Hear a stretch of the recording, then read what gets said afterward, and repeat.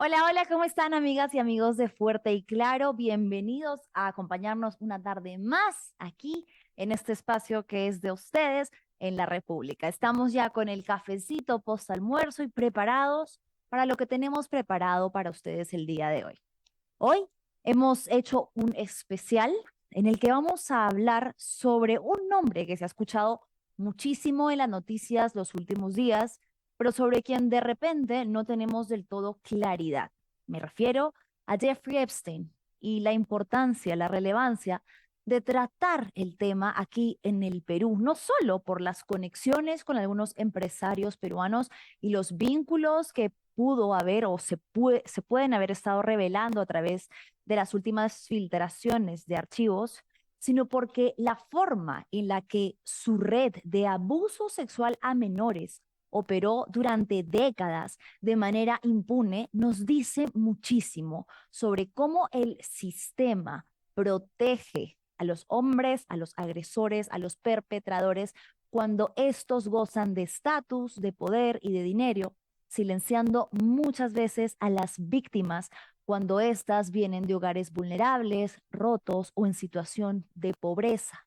Nos dice y nos revela cómo la justicia muchas veces sí está atravesada por sesgos de género, de clase, de raza, y cómo para algunos sí logra operar amparándolos en la impunidad, mientras que para otros se convierte en una búsqueda eterna de algo que nunca llega. Vamos a tratar de explicar el caso de la manera más sencilla posible. Vamos a tener también a un invitado, un periodista que hace análisis internacional, colaborador del Washington Post. Entonces, los invito a que se queden para que podamos desenmarañar juntos un poco qué fue la red de Jeffrey Epstein. Comencemos hablando de quién era este sujeto. Probablemente usted recuerde haber escuchado sobre él inicialmente en reuniones importantes, con magnates, con celebridades.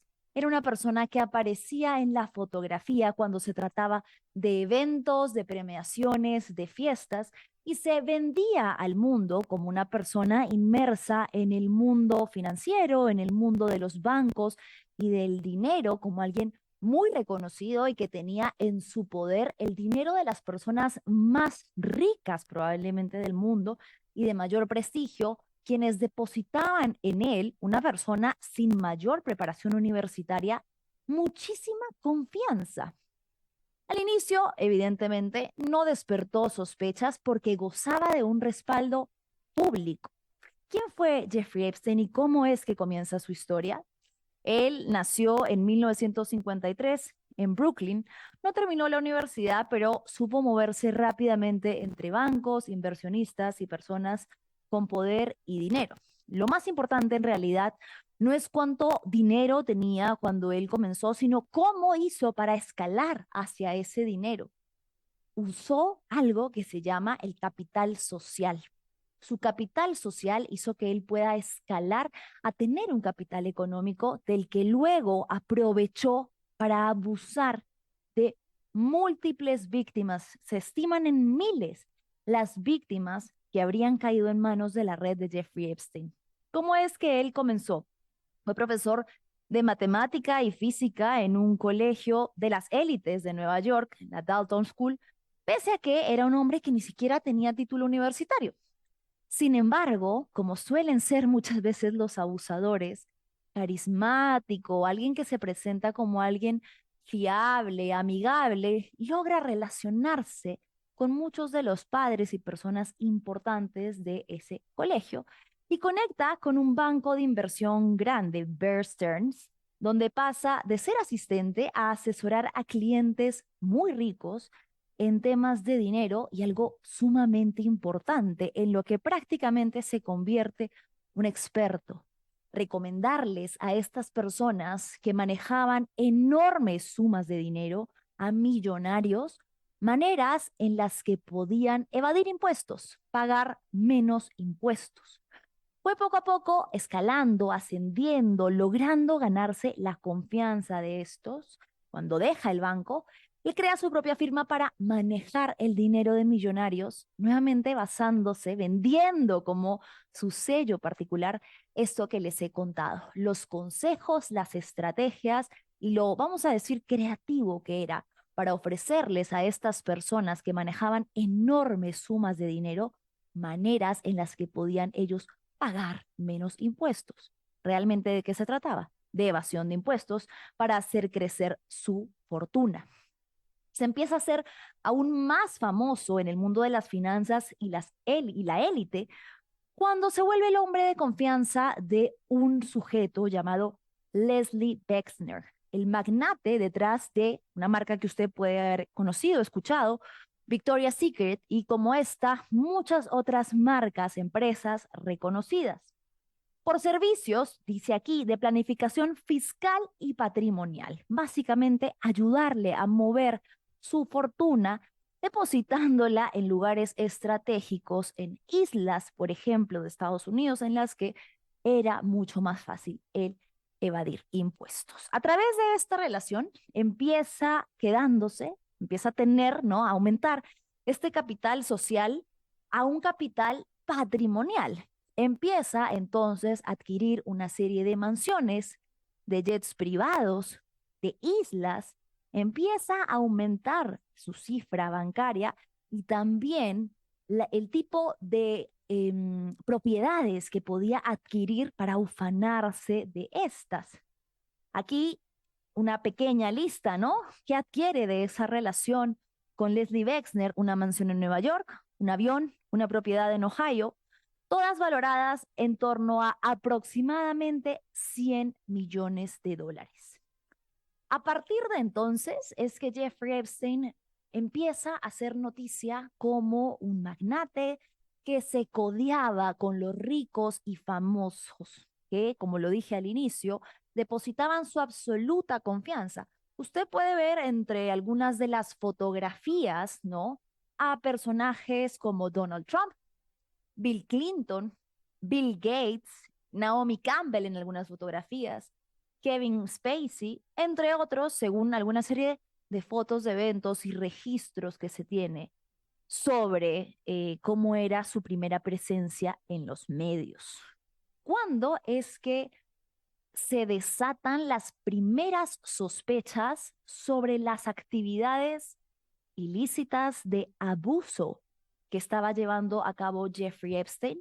Todo parte en el año 2000, cuando en el vecindario en el que vivía, en el que tenía una de sus mansiones, el 14 de marzo del 2005, una pareja de Palm Beach va a la policía a señalarles que su hija, una chica menor, una adolescente de solo 14 años, había sido llevada a la mansión Epstein, donde se le había ofrecido darle un masaje a este sujeto, donde había sido abusada bajo esta modalidad, para que luego se le pagara un dinero para silenciarla.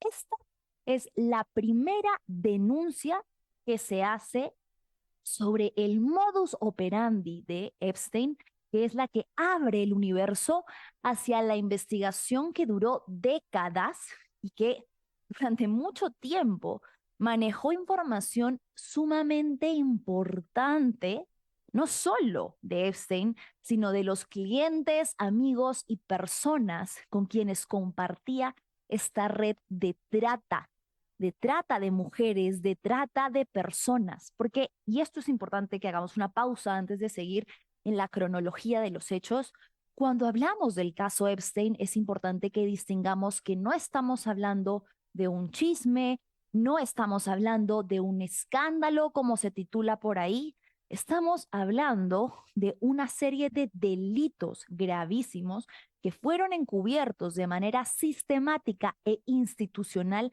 durante años. Estamos hablando de cómo el sistema operó para proteger a la élite, silenciando, pasando por encima de las víctimas que durante muchos años estuvieron intentando que se escuchen sus testimonios. Lo de Epstein no es algo que se reveló de manera inmediata, sino que fue desenmarañándose a lo largo de aproximadamente una década, con cientos, miles de testimonios y que hasta el día de hoy, pese a que ya han pasado años de su muerte, seguimos trayéndolo a la mesa por la cantidad de documentos recientes que se han revelado y que lo que evidencian es que este hombre no actuaba solo, que se trata de un pacto patriarcal, un pacto entre sujetos con dinero, con poder, con estatus, que pensaban, como piensan muchos de estos, que están por encima de la ley y que los cuerpos de las niñas y adolescentes son cuerpos disponibles, desechables, a quienes, como vamos a ver en algunas de las evidencias, se tratan como objetos, como ornamentos, como algo de lo que ellos pueden hacer uso cuando quieran para luego votar. A ver, ¿qué sucede después de esta primera denuncia? Bueno, la chica, en realidad es una adolescente, cuenta lo que sucedió en la mansión de Epstein cuando fue llevada a una habitación. Se encontró con Jeffrey Epstein, que tenía puesta una toalla que luego, en algún momento, sin consentimiento, evidentemente, de esta menor de edad, tenía solo 14 años, se quitó y que luego le fue entregada una suma de dinero en efectivo para que no dijera nada. La policía de Palm Beach parte de esta denuncia que se hace inicialmente y no se queda en ella, sino que empieza a hacer seguimiento, a revisar quiénes entraban y salían de la mansión Epstein, a qué horarios, por qué habían menores de edad que estaban entrando acompañadas como si se tratara de algo natural, de mujeres o en grupos, muchas veces escoltadas por Ghislaine Maxwell, de quien vamos a hablar en solo instantes, quien fue la pareja de Jeffrey Epstein y lamentablemente una mujer que ayudó a perpetrar toda esta red macabra de abusos a menores. ¿Qué hace entonces la policía? Empieza a identificar que no era solamente un caso aislado, sino que existen diversos testimonios que cuentan algo muy parecido, un patrón en el que se repite lo mismo. La promesa de ingresar a tener trabajo, contactos, sobre todo en niñas que que venían de hogares rotos, de situaciones económicas duras, difíciles, de hogares vulnerables, y a quienes diversas personas iban reclutando, ofreciéndoles dinero, trabajo, diciéndoles que iban a poder conocer a muchas personas de poder, que iban a poder ayudarlas y que finalmente terminaban siendo víctimas de esta red de abusos, casi siempre bajo la misma modalidad: ingresar a la habitación donde se les obligaba o a otorgarle un masaje a este sujeto, Jeffrey Epstein, o sus invitados, o donde eran muchas veces forzadas a realizar una serie de actos de connotación sexual entre ellas mismas, siendo solamente menores de edad. Estamos hablando de que desde ese entonces Jeffrey Epstein perpetraba abusos contra niñas y adolescentes que sabía eran vulnerables y podían, quizás, como terminó sucediendo, guardar silencio a cambio de un poco de dinero.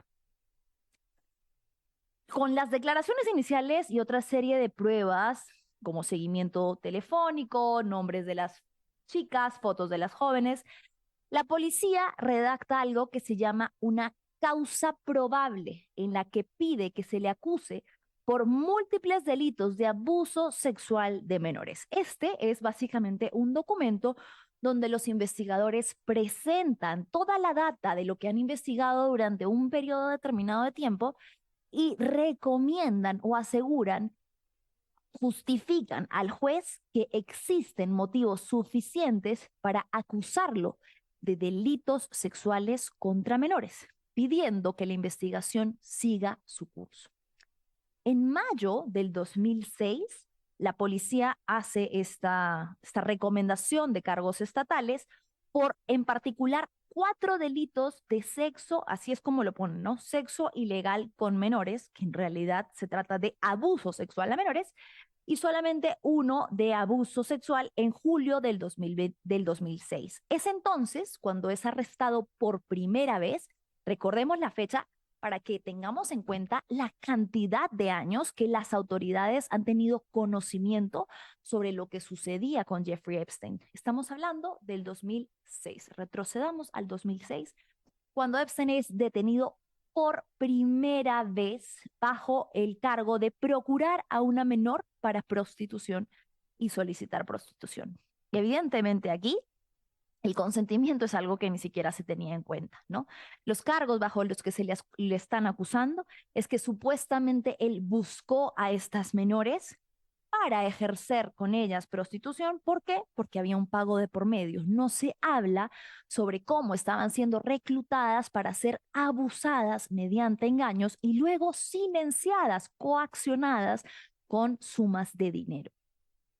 Como los cargos eran en teoría no tan graves como de lo que se terminó acusándole años después, el ejecutar y el ser la cabeza de una red de trata y abuso sexual de menores, sucede una de las cosas más indignantes del caso, y es que se negocia por lo bajo un acuerdo. En inglés se llama un Non-Prosecution Agreement, un acuerdo de no persecución penal en el 2008.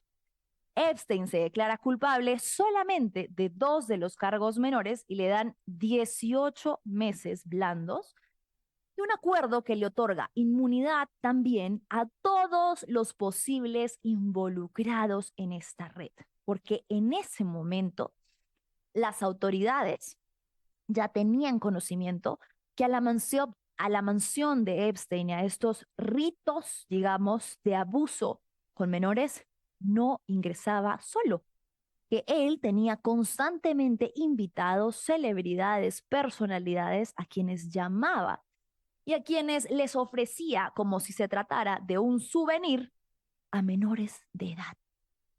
¿Ya tenían conocimiento de esto? Sí, sí lo tenían.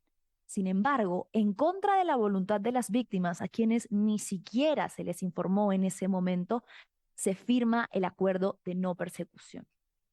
En el 2007 y el 2008, mientras el FBI empieza a involucrarse, que esto ya le da otro peso, ¿no? Porque es una autoridad que tiene un peso que puede pasar por encima de la autoridad local de Florida, y empieza a armar un caso federal por tráfico sexual de menores en contra de Epstein. En paralelo, que el FBI seguía recuperando y armando un caso con una serie de pruebas, es que la Fiscalía del Distrito del Sur de Florida firma con él este acuerdo en el que se le dan los 18 meses, que prácticamente además fueron una burla.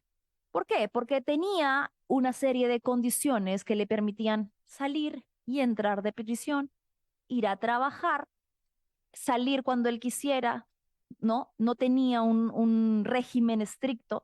Entonces, prácticamente, además, teniendo conocimiento de lo que se estaba encubriendo, se decidió pactar a cambio de dinero, a cambio de silencio. El pacto se negoció a espaldas de las víctimas, a quienes nunca se les consultó sobre esta posibilidad y nunca se les informó. Esto fue lo que sucedió, para que recordemos, 2017, 2018. En la práctica, Jeffrey Epstein terminó cumpliendo alrededor de solamente 13 meses de prisión, podía salir hasta 12 horas al día, 6 días a la semana. Pese a que hay una investigación del FBI en curso y que le otorga impunidad a los co-conspiradores identificados y posibles co-conspiradores. En Estados Unidos existe una ley que otorga a las víctimas de un caso el derecho a ser informadas. Esto les permitió más adelante, luego de que se revelara que ya había un acuerdo firmado, demandar al Estado por negligencia, porque nunca se les preguntó y por el contrario se les mentía constantemente diciéndoles que tengan paciencia, que esperen, porque el caso se estaba desarrollando. Antes de pasar a hablar con nuestro invitado, que ya está conectado para hablar un poco sobre la repercusión de este caso, sobre todo en autoridades mundiales como Donald Trump, quien no solamente figura en muchos de los correos, visitas, fotografías y registros de videos, hablarles de lo que terminó siendo la caída final de Epstein años después, entre el 2018 y 2019. Una serie de periodistas y abogados que nunca soltaron el caso y que empezaron a conseguir a lo largo de estos años testimonios, documentos que expusieron ese acuerdo del 2008 como un escándalo de impunidad garantizada por el Estado. Es en el año 2019 cuando finalmente es acusado por fiscales federales de Nueva York por cargos ya un poco más serios y relacionados con lo que venía haciendo desde el 2005: tráfico sexual de menores y conspiración. Y por primera vez se habla de una red organizada con vuelos, con casas, con ayudantes, con cómplices y con personas involucradas a quienes se les ofrecían las niñas, las menores y las adolescentes como un servicio. Eso es clave porque ya se separa del acuerdo que se había firmado en Florida y el caso escala a otra instancia. Se hace público el 8 de julio del 2019 una acusación federal con dos cargos particulares. El primero, conspiración para cometer tráfico sexual de menores, y el segundo, tráfico sexual de menores. La acusación señala que entre el 2002 y el 2005, Jeffrey Epstein y compañía, una red organizada, reclutaron, atrajeron, hicieron viajar y pagaron a centenas de víctimas de quienes abusaron sexualmente en casas en Nueva York, en islas de Epstein y en sus mansiones de Palm Beach. Muchas luego, además, eran pagadas para traer a otras niñas. ¿Cómo es que entra en esta historia, en esta trama, el presidente actual de Estados Unidos, Donald Trump? Para conversar sobre eso, tengo ya aquí con nosotros a Simeón Tegel, quien es periodista, colaborador del Washington Post. Simeón, ¿cómo estás? Muy buenas tardes. Hola, ¿qué tal, Manuela? Buenas tardes. Simeón, bueno, gracias por conectarte con nosotros. Quisiera que me ayudes un poco a poder explicar cómo es que entra en la trama Donald Trump, quien era un amigo cercano de Epstein, con quien figura en archivos de larga data, mucho antes de que se le haga las primeras acusaciones, pero que además lo siguió frecuentando luego de que ya se hiciera público que estaba en la lista de agresores sexuales, ¿no? Sí, mira, eso es un terremoto político en los Estados Unidos y de todos los escandalazos que ha vivido Donald Trump, que es una lista, o sea, casi infinita, ¿no? Que no tiene comparación con ningún otro político que a mí se me ocurre ni en los Estados Unidos ni en ningún otro país. Eso es el escándalo que más daño le hace, que quizás incluso podría ser ah, o marcar el principio del final de él como político o presidente.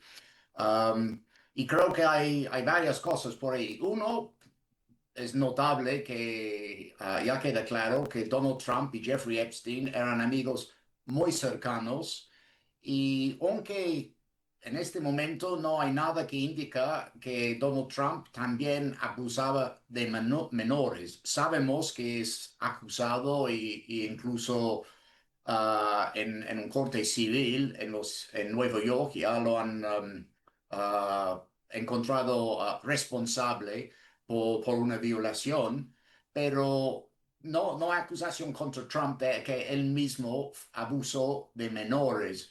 Pero parece bastante probable que sabía de que Epstein sí lo hacía y no le importaba a Donald Trump.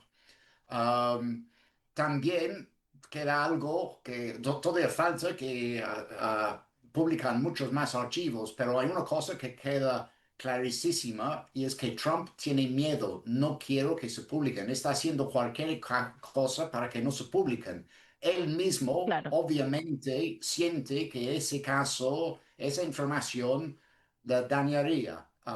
Así que estamos en eso, pero también yo creo que para dimensionar el daño que le puede hacer, hay que entender el mismo discurso de Donald Trump históricamente y cómo es que llegó dos veces a la Casa Blanca con un discurso populista, anti-élite, donde, según él, muy en contra del establecimiento. O sea, él hablaba, una de sus varias lemas era drain the swamp, o sea, vaciar el pantanal. Para él el Mm. pantanal era todo el establecimiento político de Washington, ¿no?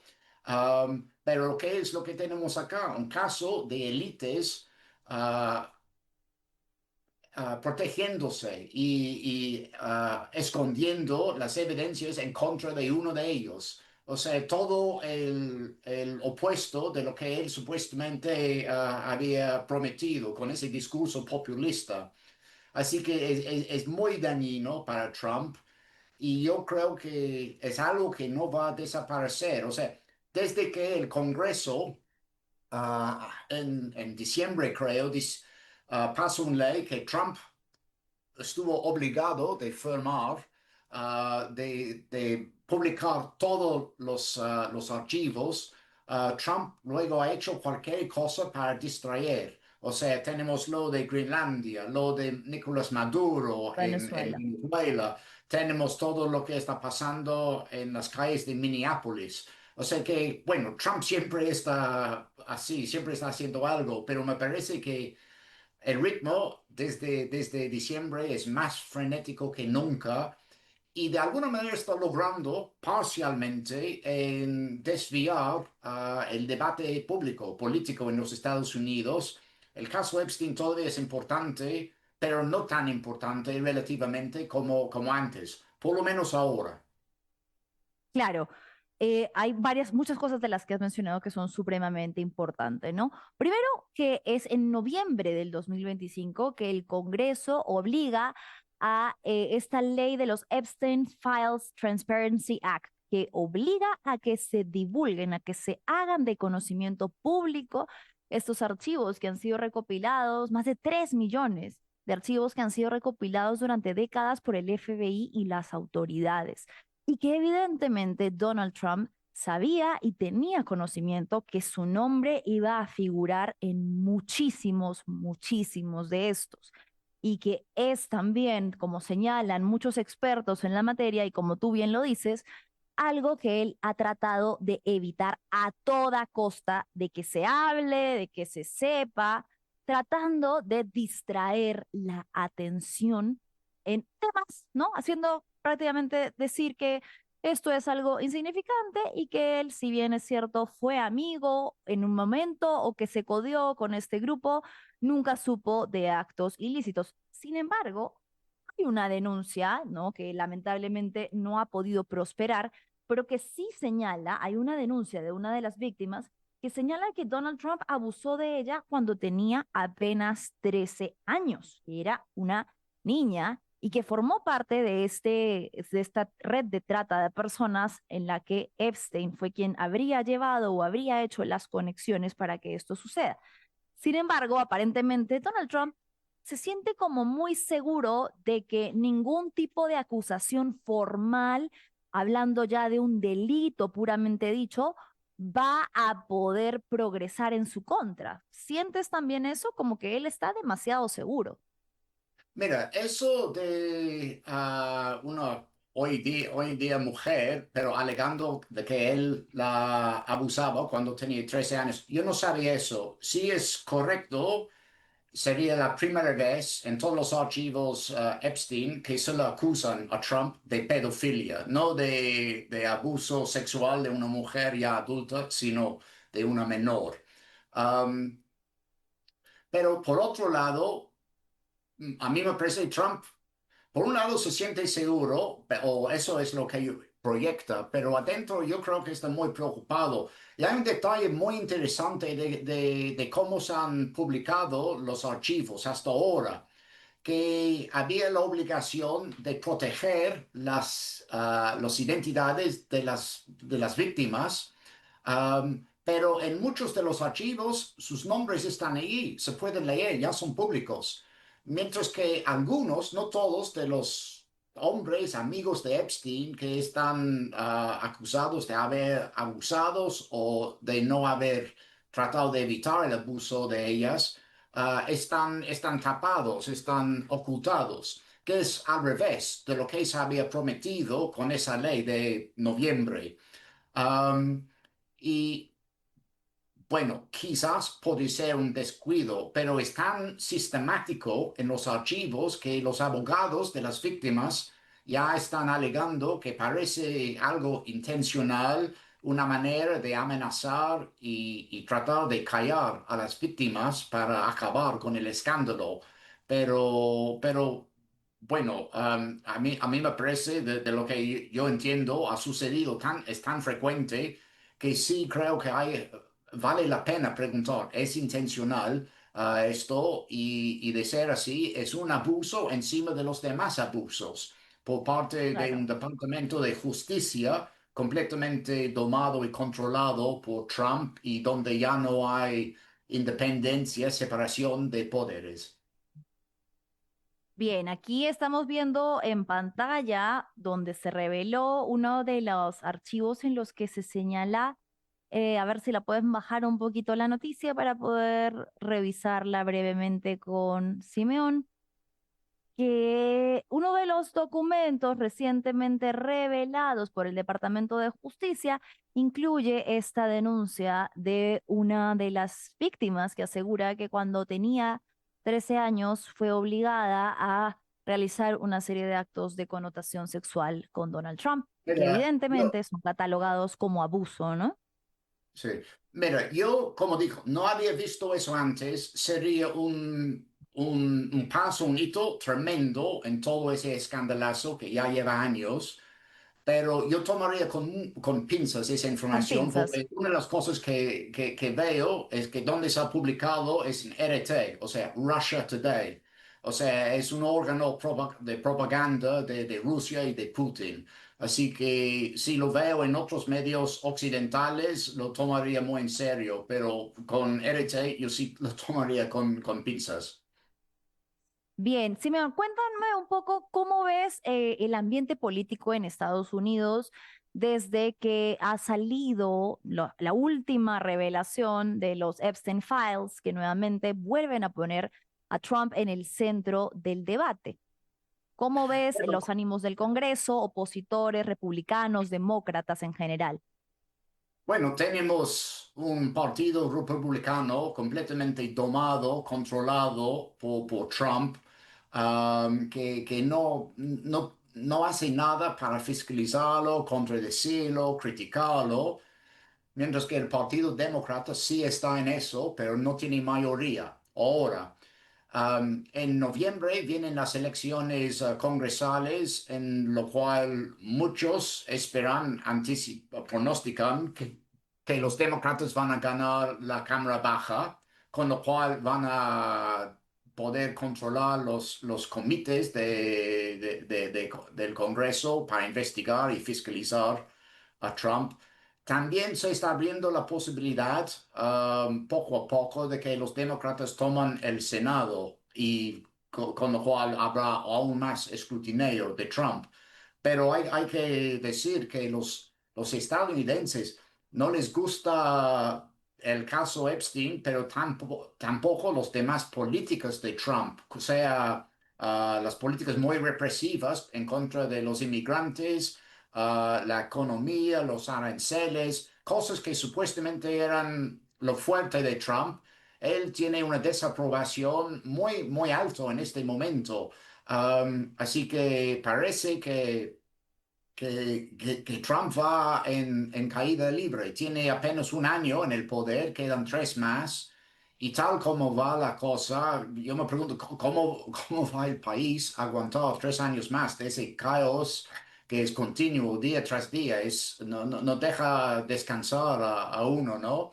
Y creo que muchos estadounidenses ya están agotados, pero de aquí en 2 años más, creo que lo veo muy difícil que bueno, Trump no puede elegirse otra vez, pero para el Partido Republicano yo creo que aquí hay un problema muy, muy grande que solamente va a crecer aún más con el tiempo, que para las elecciones congresales de este año, noviembre, pero también las elecciones presidenciales de aquí en 3 años, veo que para el Partido Republicano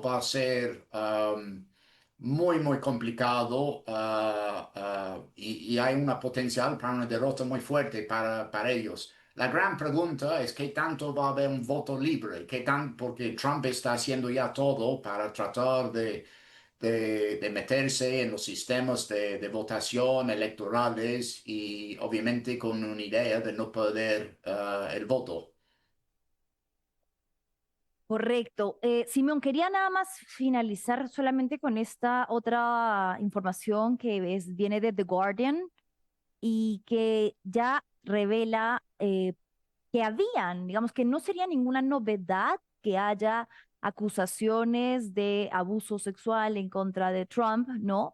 Que incluso hay una, bajemos un poquito por favor, más, para poder leerlo aquí. Más de 2 docenas de mujeres ya habían presentado denuncias similares contra Trump y pues se hace con nombre propio, ¿no? Jean Carroll, quien recibió, y acá estamos hablando ya de una sentencia, una indemnización total de casi 90 millones en 2 juicios civiles después de que el jurado determinara que Trump abusó sexualmente de ella y la difamó. Y hay un nombre más abajo, por favor, chicas, ahí está. No, sí, ahí está. Varias sobrevivientes de agresión sexual entrevistadas por The Guardian, así como defensoras de personas que han sufrido abuso, dijeron que no les sorprendió.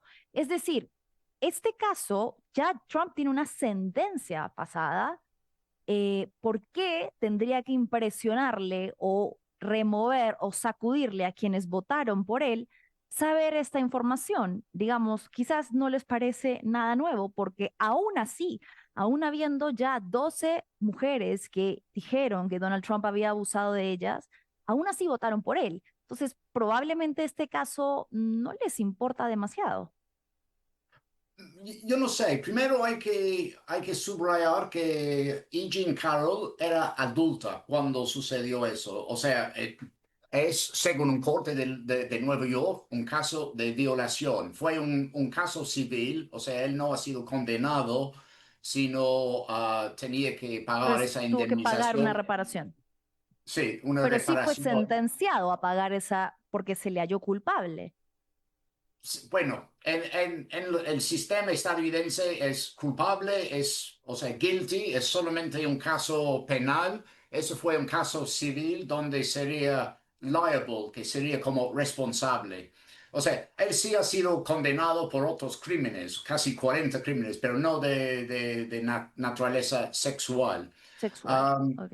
pero, así que eso es una distinción quizás, que no era contra un menor, pero más allá de eso, yo creo que muchísimos estadounidenses ya sabían que Donald Trump es una persona muy inusual, por decirlo de menos, que tiene una larga trayectoria de ofensas de todo tipo y de mentiras, pero creo Sí. que algunos por lo menos han descontado todo eso pensando, pero es un gran empresario, sabe de la economía, Mm, va a manejar el tema de la inflación, igual que acá en el Perú ha golpeado a mucha gente, la canasta básica es cada vez más. Así que creo que la economía fue gran parte y votaron para él, para eso.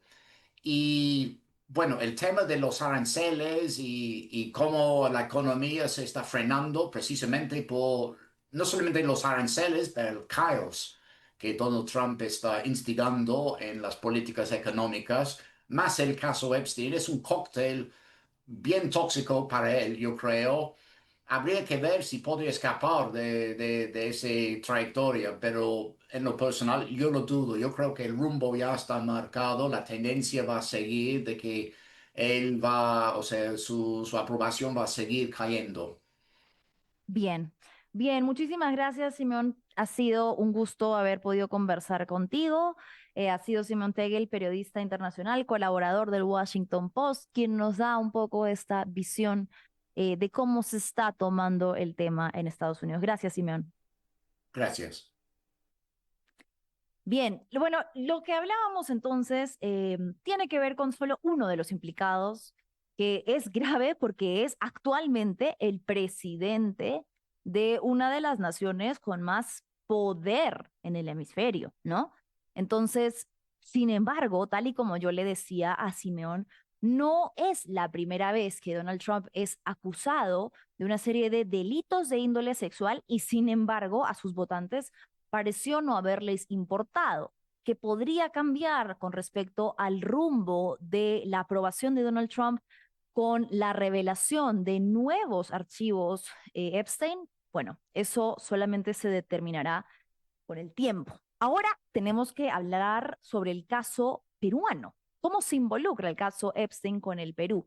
Hay mucho que decir que la verdad se nos va a quedar corto el tiempo. Yo quería hablar brevemente igual de Ghislaine Maxwell, quien fue, como les dije, su pareja y quien terminó siendo también sentenciada por una serie de cargos, pese a que ella aseguró que siempre creyó que las relaciones de Epstein fueron consentidas. Ella fue señalada por una acusación federal en Nueva York que describió su rol como parte de la conspiración con Epstein, acusada de reclutar y ayudar a reclutar niñas, sabiendo que tenían alrededor de 14 a 17 años, sabiendo que serían sometidas a actos sexuales con Epstein, en algunos casos, abusos que se perpetraban con él directamente o como observador, organizar y facilitar viajes para que las menores fueran a las propiedades de lujo y ser quien después de los abusos coordinaba los arreglos económicos para silenciar a estas niñas y adolescentes.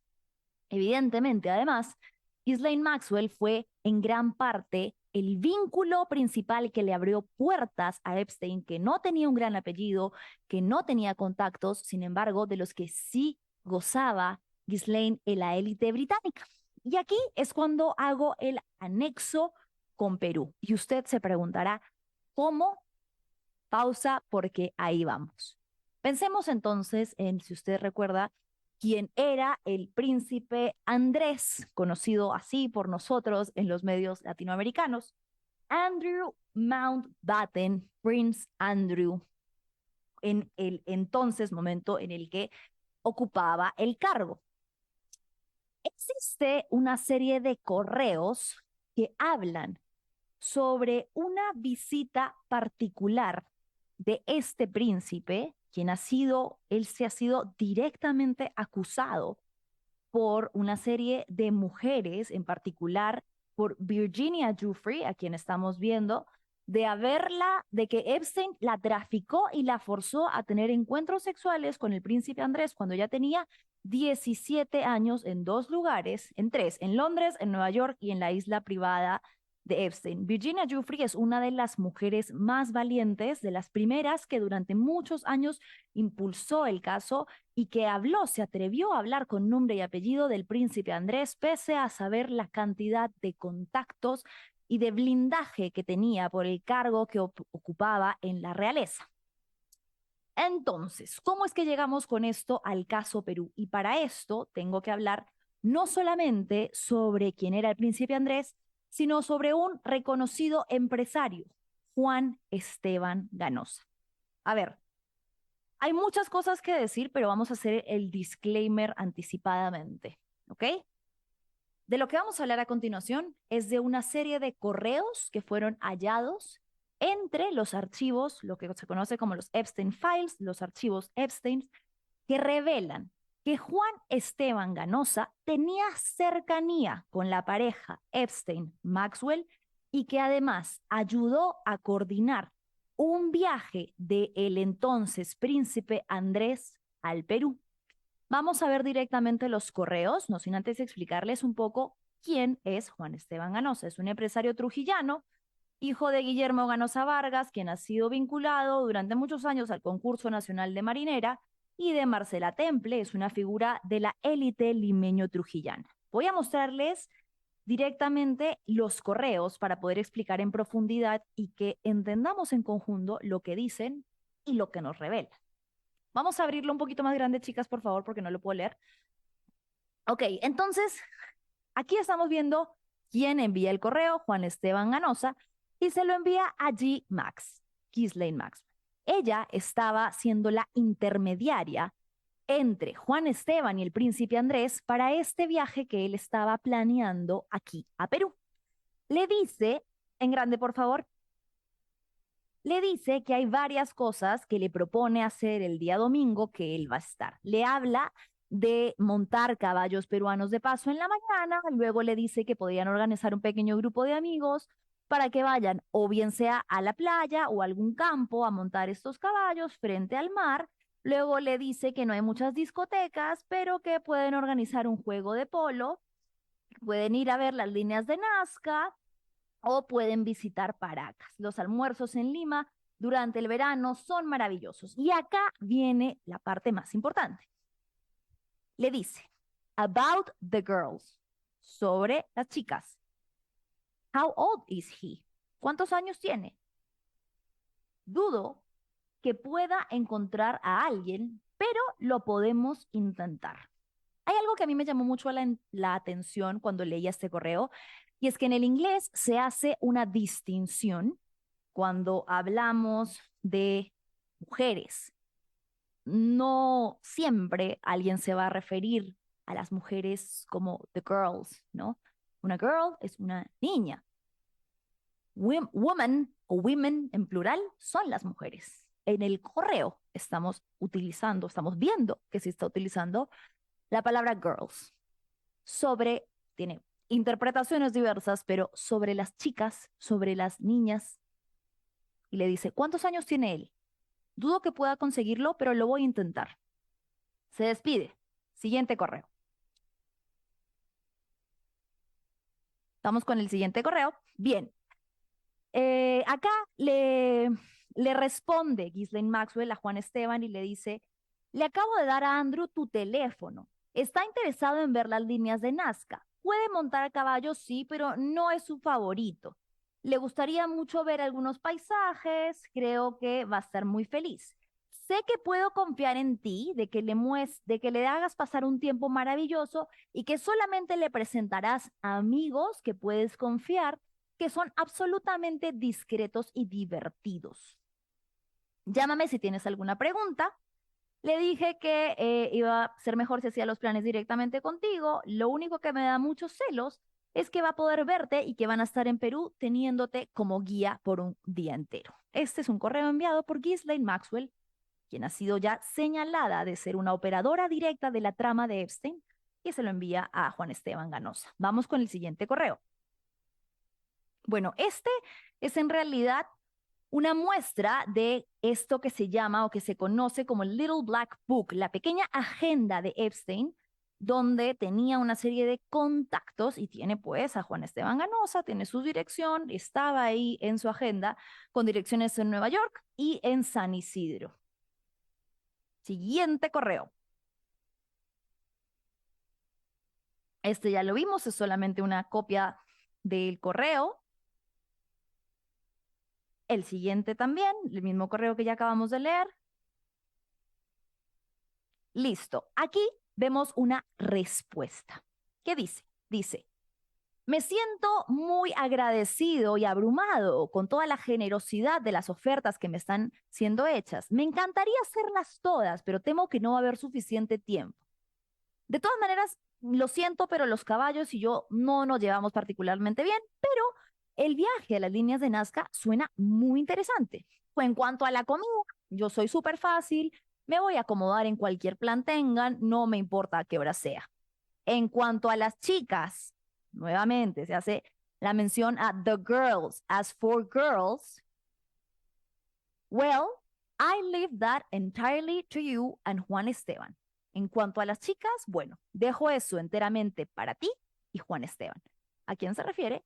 A Ghislaine Maxwell y a Juan Esteban. Se despide, le dice, estaré en Perú, estamos en contacto hacia el viernes y firma. Es por eso que lo que se ha determinado según las autoridades es que este es el correo que responde el príncipe Andrew, que en el siguiente vamos a ver desde qué correo lo envía, The Invisible Man, con copia a Ghislaine Maxwell. The Invisible Man es, según las autoridades, el príncipe Andrés, cuya visita al Perú estaba siendo coordinada.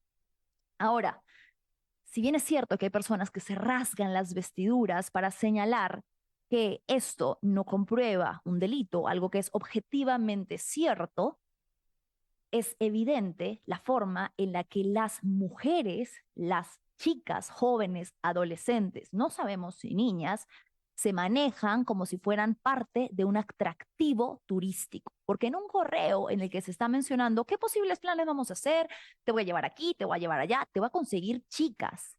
Te voy a conseguir chicas. ¿De qué edades quieres? ¿Qué edad tienes tú? ¿De qué edades quieres? ¿De qué edades buscas?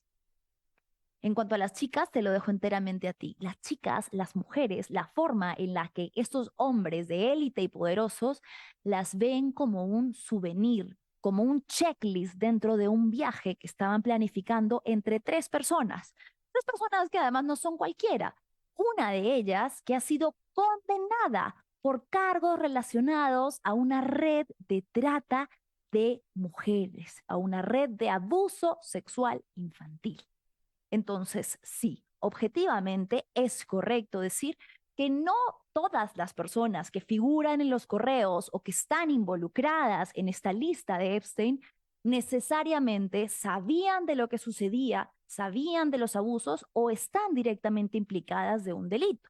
A Juan Esteban Ganosa no se le está acusando de ningún delito, no se le está persiguiendo por ningún tipo de crimen en particular, no tiene ningún file abierto.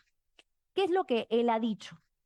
Ha dicho que sí, que efectivamente él conoció a Ghislaine Maxwell, que sostuvieron una amistad desde que pasaban tiempo juntos en Nueva York, pero que él no tenía ningún tipo de conocimiento sobre, acá señala, niega tener relación con la red de explotación sexual de Epstein o haber participado en cualquier tipo de delitos. Dice que sus vínculos fueron sociales y que nunca vio nada ilegal.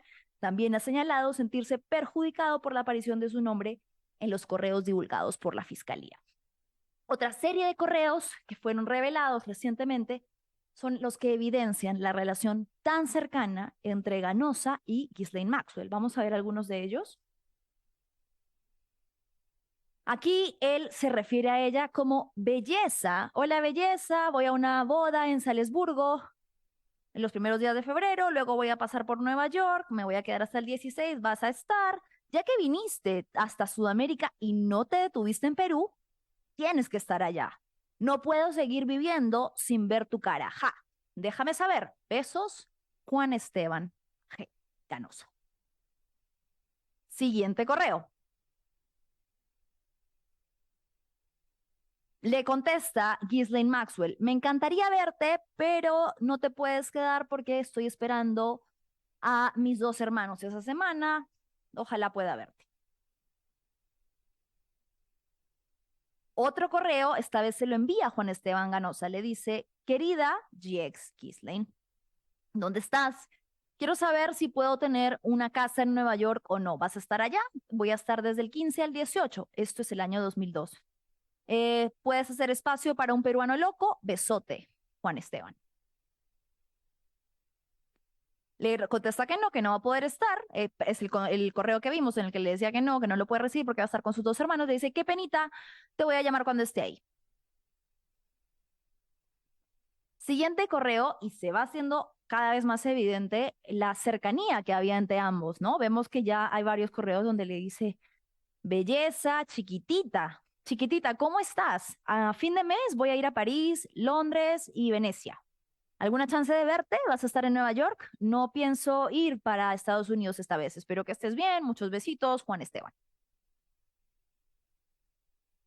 Ghislaine Maxwell le contesta, es posible, pero es más factible que esté en Nueva York. Mándame tu agenda. Besitos, te extraño. Juan Esteban Ganosa, escucho que va a llegar el 7. ¿Cuándo crees que va a estar libre para una cena? Déjame saber. Besos, Juan Esteban. Estoy muy feliz por ti, finalmente tienes tu lugar, estoy seguro que es increíble, espero conocerlo pronto. De Juan Esteban a Ghislaine Maxwell en el 2001. Y otra señal de la cercanía. Hey, preciosa, este 28 voy a convertirme un año más viejo. Voy a hacer un pequeño almuerzo en la casa mirando al mar. Sería increíble si pudieras hacer una maravillosa aparición. Solamente, y no importa si es solamente para tener una breve vista a mi mundo. Te mando un beso enorme, espero que todo esté bien, Juan Esteban. A Ghislaine Maxwell, año 2001. Bueno, lo pensaré muchísimo, te ves muy bien para tener 50. Entonces, estos han sido algunos de los correos revelados y el que estamos viendo ahora también forma parte del vínculo, del nexo directo que hay entre Juan Esteban Ganosa, Ghislaine Maxwell, Jeffrey Epstein y el Perú. Y este habla sobre un paquete. Vamos a leer primero el correo, ¿no? Este fue enviado en el año 2004. Se lo envía Juan Ganosa a Ghislaine Maxwell y le dice, querida Jean, recibí las fotos, son maravillosas. No solo me recordaron toda la diversión que tuvimos en nuestro único día en Trujillo, sino que me hicieron pensar una vez más sobre lo maravillosos que son ustedes dos. Espero que todo esté bien. Muchos besos. Juan Esteban Ganosa. Esta visita a Trujillo se menciona como una en la que días antes se habría enviado un paquete al Perú clasificado que según el FBI contenía data relevante para el caso. No se sabe hasta el momento a qué se refieren, no se ha logrado obtener información directa y verificada sobre lo que fue enviado, pero fue días antes de este viaje del que hay evidencia que tienen Ghislaine Maxwell y Epstein al Perú, que son recibidos en Trujillo por este empresario. Entonces, este es uno de los vínculos que tiene dentro de las muchas vértices que se han armado a nivel global, porque se ha revelado que los encuentros de abuso sexual, los rituales de abuso sexual que tenía Jeffrey Epstein no solamente estaban localizados en sus mansiones o en Estados Unidos, sino que eran en diversas partes del mundo y que tenía contacto con las élites, con personas adineradas, con poder, con estatus, con contacto, con dinero, de diversas partes del mundo para organizar estas fiestas y que era de esa manera en la que él escalaba y se relacionaba. Entonces, sí, efectivamente, se nos ha ido bastante rápido el tiempo, quizás de para dar una parte 2, pero si bien es cierto, no necesariamente todas las personas que están mencionadas en los archivos y los correos tienen una implicancia delictiva, sí hay muchas cosas que tenemos que tener en cuenta y que nos llevan a reflexionar. La primera, sobre cómo es que muchas de estas personas siguieron relacionándose con Jeffrey Epstein luego de que ya fuese arrestado por primera vez en el 2005, 2006 y ya estuviese incluido en el 2008 en la lista de agresores sexuales. Para muchas personas no importaba porque seguía siendo una persona que ostentaba de dinero, de poder y de contactos. Aún así, pese a que esta información fue de carácter público, hay personas que siguieron relacionándose sin problema con Epstein y su entorno posterior a saber que era un depredador sexual.